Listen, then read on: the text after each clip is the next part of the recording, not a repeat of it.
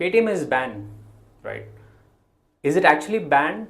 But some of us are still able to do many transactions, right? So Paytm is a parent company, and there are multiple companies whose also name starts with Paytm, right? The banned is in one of these companies, which is Paytm Payments Bank.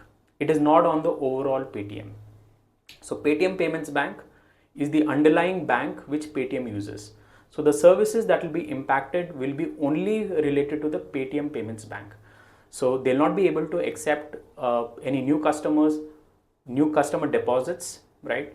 Any top up to the wallet's FASTag.